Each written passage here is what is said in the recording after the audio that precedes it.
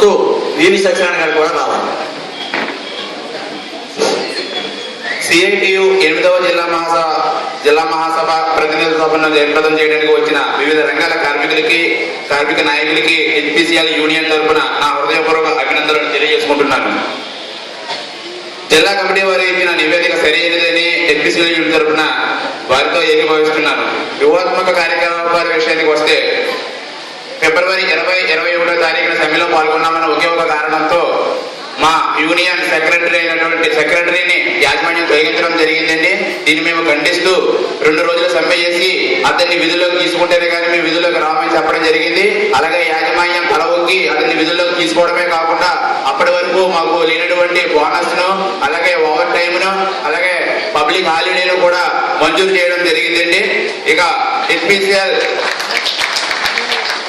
HPCL workers union విజయం సాధించడానికి 50% కార్మికులు ప్రారంభం ఉంటే 50% సిఐటియు నాయకుల ప్రారంభం ఉందని, వాళ్ళ కృషి ఎంతో ఉందని నేను తెలియజేసుకుంటున్నానండి. మా HPCL union workers union CITU అనుబంధం చేసినందుకు నేను చాలా గర్వకారణంగా చెప్పుకుంటున్నానండి.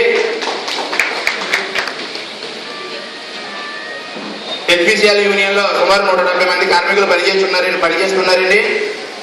ఇతర సంఘాలకు మద్దతు తెలిపే విషయంలోనూ యూనియన్ కమిటీ తీసుకున్న నిర్ణయంలోనూ వారు తీసుకున్న నిర్ణయానికి వారు గౌరవిస్తారని తెలియజేసుకుంటున్నాను. అలాగే తోటి సంఘాలు కూడా మద్దతు తెలపడం జరుగుతుంది. ఇక గోకవరం మండల కన్వీనర్ గా కూడా నేను పనిచేస్తున్నానండి.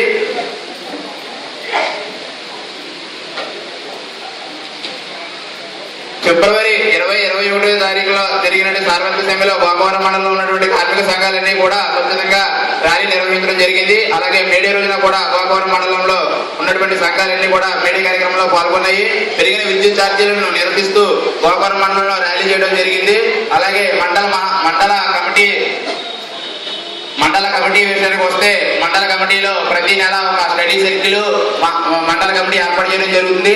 అయితే ఇవి నామమాత్రంగా మాత్రమే ఏర్పాటు చేయడం జరుగుతుంది.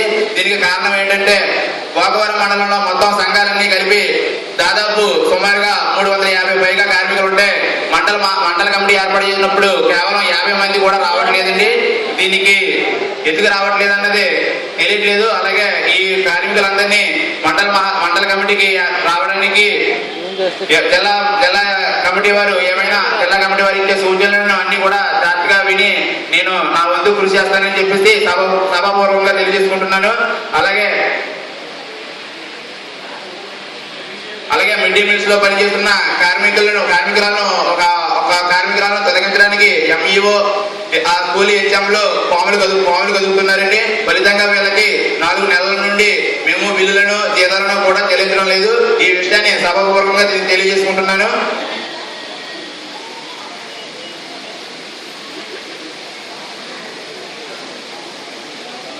అలాగే మండల ఆఫీసు ఏర్పాటుకు ఈ జూలై 30వ తారీఖున మండల కమిటీలో నిర్ణయం తీసుకోవడం జరిగిందండి. అలాగే ఆగస్టు 17వ తారీఖున మండల మహాసభ ఏర్పాటు చేయడం కూడా నిర్ణయం తీసుకున్నామండి. నాకు ఈ అవకాశం ఇచ్చినటువంటి పెద్దలకు సెలవు తీసుకుంటున్నాను.